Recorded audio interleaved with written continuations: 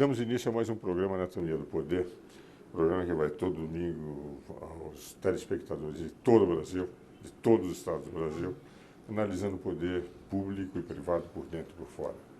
Hoje trago para a nossa entrevista dominical um queridíssimo amigo, somos amigos há mais de 50 anos, uma das grandes autoridades em direito tributário do Brasil, foi o mais jovem delegado tributário da Secretaria da Fazenda, e dirigiu e orientou gerações e gerações de pessoas que trabalham na fazenda, fiscais, administradores, etc.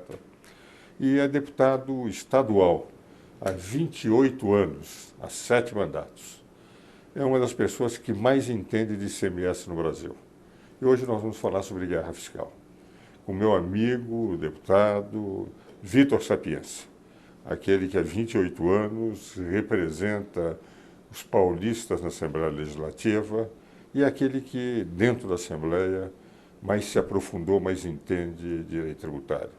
Meu caro Vitor Sapienza, é uma grande alegria tê-lo aqui no nosso programa, nós que somos amigos há tantos anos, fizemos tantos programas, inclusive na Arena Livre, que é um programa da Assembleia Legislativa.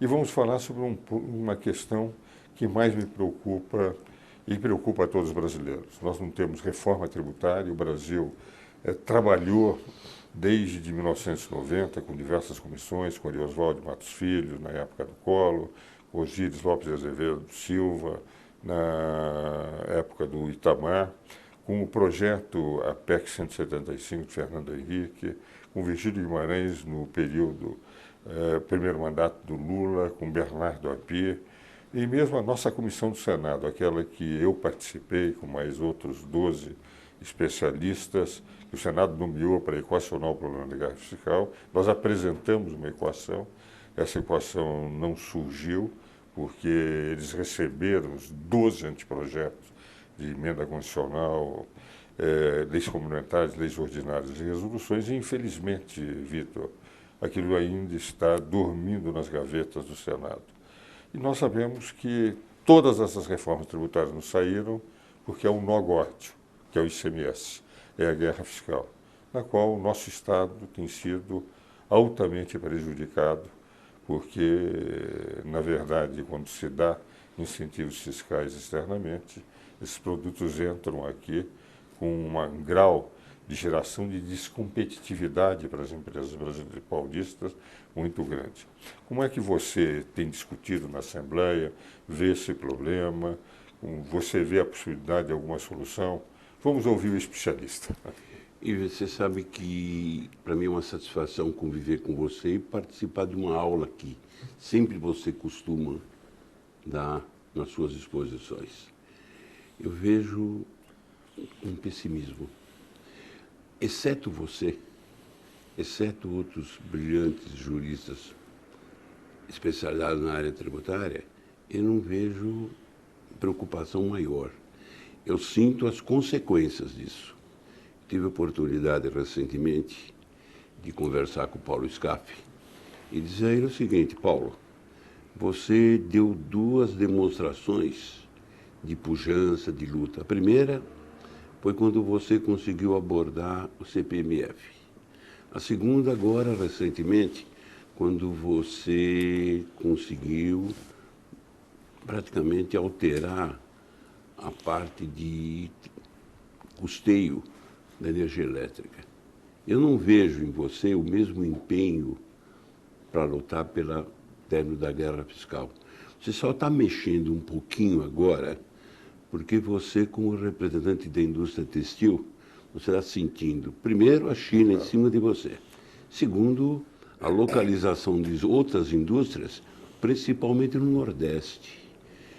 Eu penso o seguinte, Luiz, eu me preocupo que muitas e muitas vezes, no Brasil, a gente pega algumas ideias boas e consegue distorcê-las.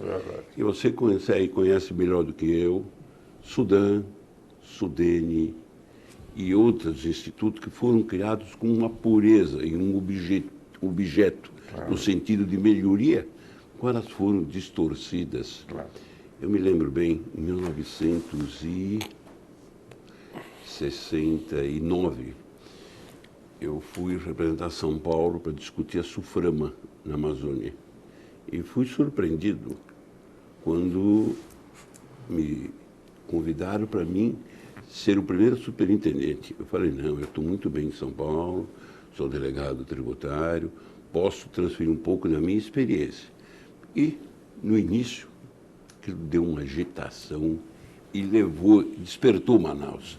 Porém, ao longo do tempo, o brasileiro consegue dar nó, até em água, as coisas distorcem, e hoje, praticamente, a não ser as grandes multinacionais, você não tem grandes empresários brasileiros na área. Então, dentro desse contexto, eu me preocupo muito e me valendo da tua experiência, principalmente histórica, que você me deu uma aula agora há pouco, eu me preocupo com o fim da federação.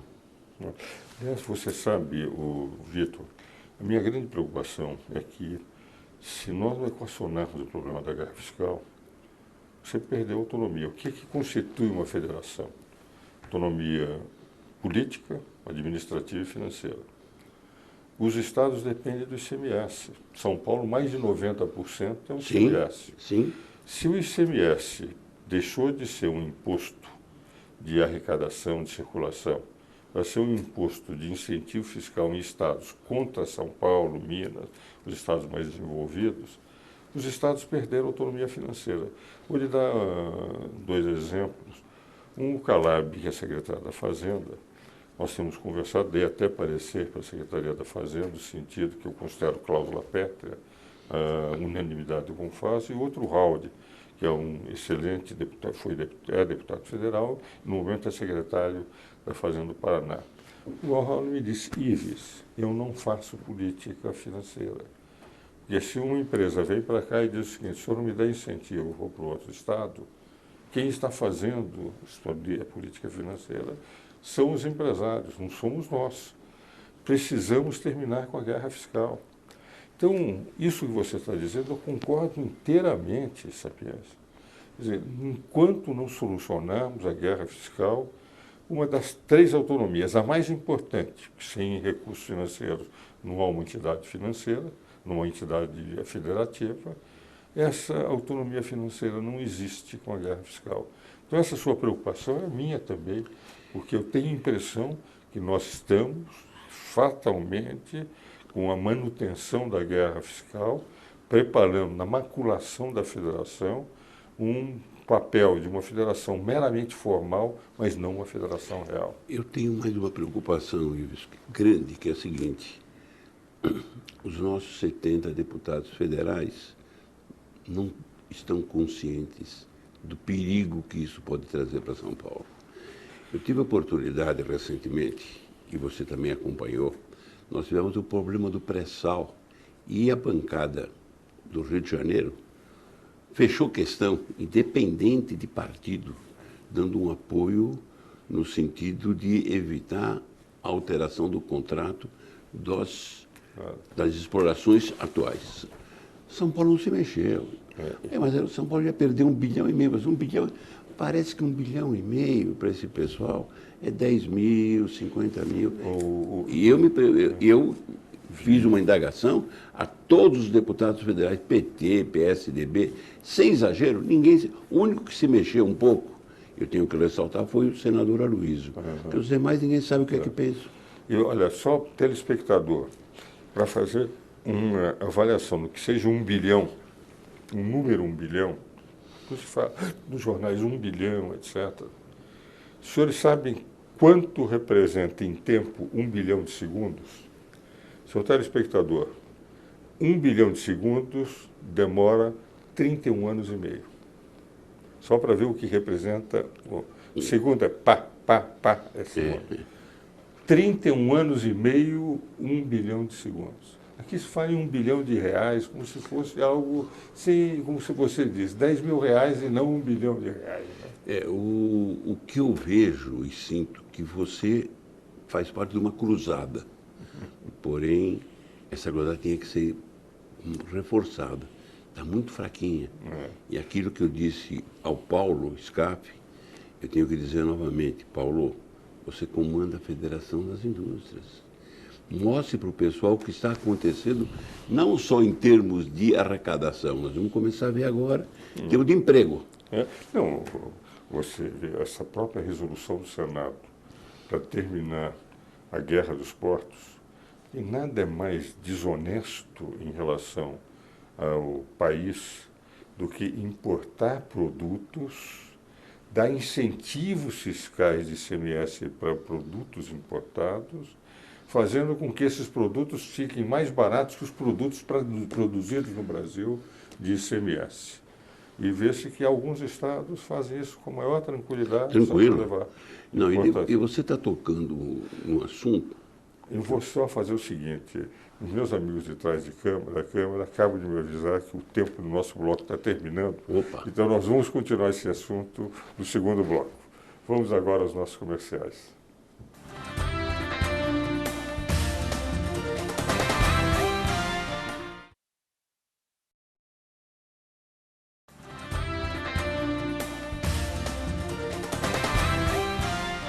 Damos continuidade ao programa Anatomia do Poder, hoje com o privilégio de entrevistar um dos meus mais queridos amigos, o deputado Vitor Sapienza, uma amizade que vem de mais de 50 anos, deputado há 28 anos na Assembleia Legislativa e uma das grandes autoridades em ICMS no Brasil. Quem participou do antigo IVC e agora do ICM e depois do ICMS. Antes de continuarmos o programa, eu queria lhe oferecer um livro que eu acho que você vai gostar de ler. É a Guerra Fiscal que nós tivemos conversando no primeiro bloco, reflexões sobre a concessão de benefícios no âmbito do ICMS, em que eu defendo aqui a posição de que tem que ser por unanimidade, porque senão o pacto federativo é atingido. Creio que o Paulo de Barros Carvalho, um grande professor, um grande amigo, ele tem uma posição de que o pacto federativo não é tão atingido, então nós resolvemos fazer as duas posições num livro que eu lhe ofereço. Mas voltando, você ia, quando eu fiz menção aos riscos da federação, você ia fazer considerações no bloco anterior. Eu queria que você continuasse, porque nós fomos interrompidos pelos meus grandes amigos que ficam atrás da Câmara, mas que têm uma função de fazer com que o tempo realmente seja um inimigo nosso. Inegavelmente, o pessoal fala muito em reforma disso, reforma daquilo, reforma... Tive a oportunidade recentemente de participar com você num programa na Assembleia Legislativa. Exatamente. Na qual eu fiz uma colocação que te chocou. Eu disse o seguinte, que na minha maneira de ver, havia necessidade urgente de uma nova Constituição. Você se surpreendeu por quê? Porque nós temos que fazer alguma coisa para sacudir. Não interessa referendo, plebiscito, tudo isso, na minha maneira de ver, é uma forma de enganar. Quando eu falei numa Constituição e eu pegaria as pessoas que têm o Brasil como objetivo e não os estados, tipo você, e mais uns 15 que teriam a obrigação de fazer uma Constituição, mesmo porque na hora que você faz com políticos, cada um puxa a sardinha para a sua brasa, ou a brasa para a sua sardinha. E o que ocorre? Ocorre que nas grandes discussões, eu sinto que muito pouca gente vê o Brasil como objetivo. Você vê o Estado teu. Não interessa o que vai acontecer lá adiante. Por quê? Hoje, os estados do Nordeste, o que eles perdem com arrecadação, com incentivos, isso vai fazer falta na geração futura. Nós temos aqui em São Paulo, proximidade extrema, 95 quilômetros da capital. Minas, os incentivos, está tirando o emprego e força do nosso estado. Não vou dar nome, mas existem panificadoras, distribuidoras de remédios, tudo. Você faz com que a nota fiscal, por melhor que seja a estrutura da Secretaria da Fazenda, ela passeia. E as variações são 9%, 10%, 12%. Muitas vezes, a margem, Ives, é maior do que o lucro. Claro. Então, compensa. E eu digo para você o seguinte, eu já estive também fora tive a oportunidade de ir nos anos de 1977 a 2001, e teve o afastamento da Secretaria da Fazenda. E fui trabalhar na empresa privada. Então eu entendo que chega em determinado momento, até por sobrevivência, você é obrigado. Vamos ver, onde é que está a Sharp em São Paulo? Onde é que está a Invictus? Onde é que está a Philips, como grandes fabricantes de televisão? Deixamos. Acabou. Perdemos. Acabou, foi tudo embora. De repente, a gente, em São Paulo, estava acostumado a ver fumaça de chaminé. Não se vê mais, é só serviço, serviço, serviço.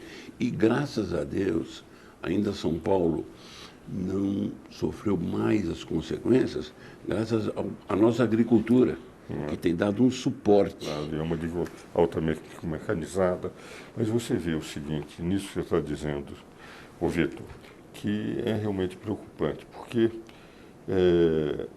por mais que se procure combater, esses estados têm interesse. Eu, quando fui em audiências públicas na Câmara dos Deputados, sempre mostrava, os senhores não percebem que a solução para cada estado é uma solução negativa para o Brasil. E os senhores, como você diz, estão acumulando uma dívida para o futuro e uma profunda injustiça. Por exemplo, você é um empresário que está num estado há 50 anos. Você paga ICMS. Daí eles atraem uma empresa de estrangeiros que vai para lá. Esta mesma empresa vai gozar de incentivos fiscais que aqueles empresários que permitiram a evolução do Estado não gozam. Uma descompetitividade interna também com esses empresários. E o que ocorre? Quando então eles resolvem estender, a coisa é pior, porque estendendo para aqueles que pagavam tributos e deixaram de pagar, como você disse, estão arrumando um abacaxi, quer dizer, um problema para o futuro, que é falta de receita, porque eles são obrigados a garantia. E o que é pior, o Supremo já decidiu que é inconstitucional. E eles não obedecem o que o Supremo disse. Eles criam novas leis para dizer o seguinte, os mesmos incentivos anteriores nós estamos dando por essas leis, apesar de sabermos que é inconstitucional. Dentro do que desse quadro que você está mostrando, de início, era na indústria. Depois passamos para as importações. E hoje está no setor agrícola também. Eu acompanho muito e de perto a criação de frangos e o abate de frangos. Os estados do sul, do sul, Paraná, Santa Catarina, Rio Grande do Sul, estão com uma estrutura. São Paulo, até 15 anos atrás, era o líder. Hoje já está em terceiro ou quarto colocado. Por quê? Os incentivos que são dados. E o que ocorre? Graças ao governador Alckmin, nós conseguimos estabelecer um crédito presumido para tentar refrear. Porque a gente sabe que, bem, hoje existe um monopólio da carne, e é internacional. O pessoal estava colocando frango em São Paulo abaixo do preço de produção do paulista. Então,